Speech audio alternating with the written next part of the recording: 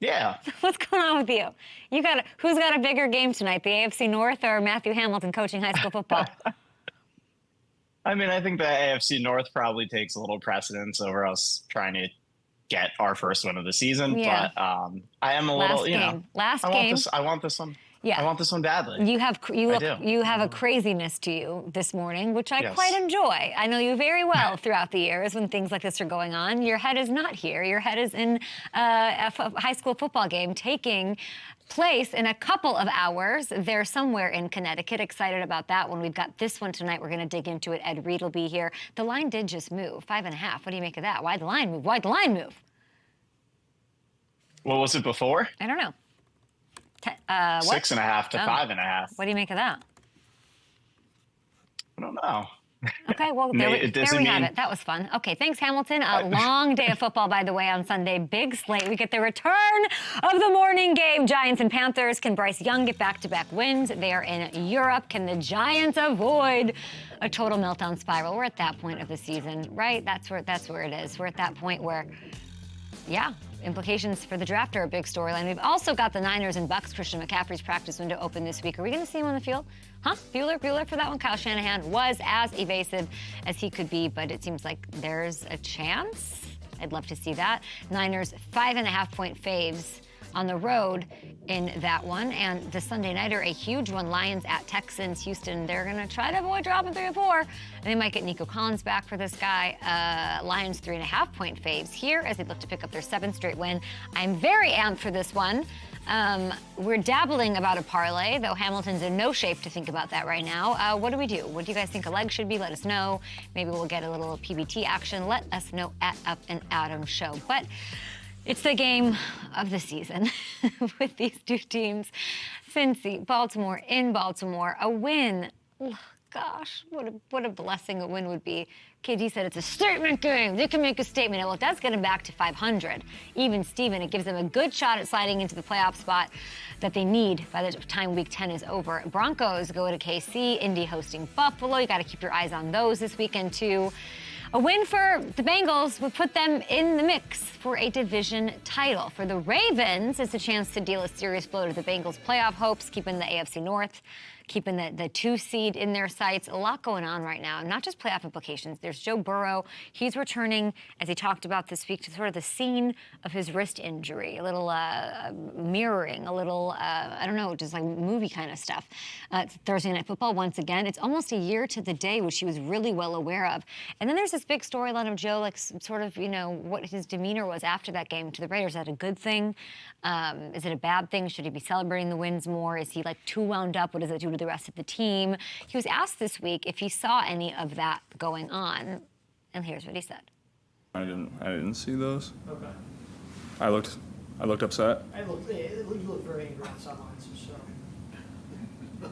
Maybe my demeanor could be a little better sometimes. Yeah, look, we played great on Sunday, but I'm not going to ignore when there's things that I feel like we could have done better. Maybe I could have not let my emotions show quite as much, but it's also something that I've tried to do more, and I know people in the locker room have wanted me to do a little more, whether good or bad. I mean, personally, I love this. Is it slightly terrifying? Sure. A little unhinged? Sure. The words, sociopath being thrown around? Sure. But, show me one quarterback who really went on to achieve something that didn't have moments like that. I love a moment like that. I've seen Peyton Manning, remember when he lost it on Julius Thomas? Look at that. That was late in the game. The Broncos had well in hand, okay? There's a 9-minute YouTube compilation of Tom Brady being frustrated on the sidelines in wins, in losses. I love this. This is the kind of person I'd like to work for. I would like to be on that team with him. If you play the quarterback position and you are not striving for perfection, what are you doing? You be as difficult as you need to be for it to be as perfect as you want it to be, and know it can be. Joe knows what time it is. He can say the window is my whole career. He has said that. I heard that. I didn't love it.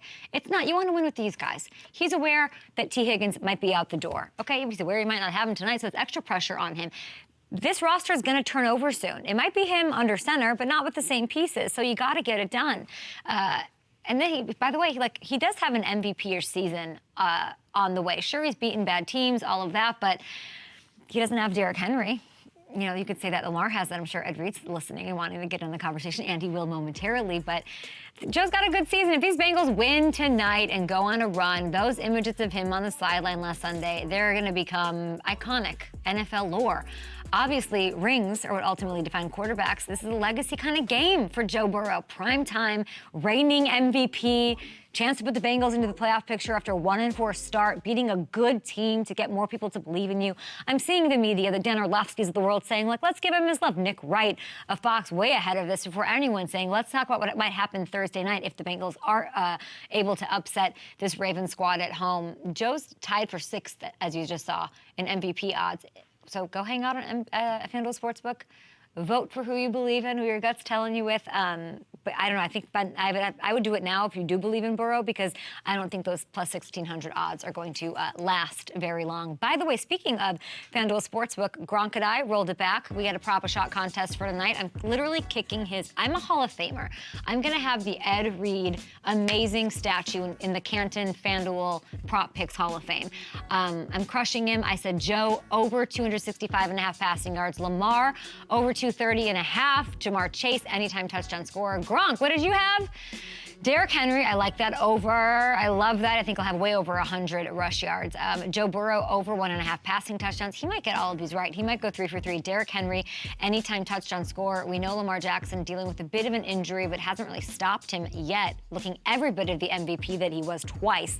And even better, actually. FanDuel, by the way, saying 30% profit boost token, guys. Any wager for tonight's Bengals-Ravens game. Those are the props that we had. Who do you like? You can mix them. You can roll with me as you should, because I've crushed this segment of FanDuel Sportsbook app. Boost any bet you like that's minus 200 odds or longer for Thursday night football.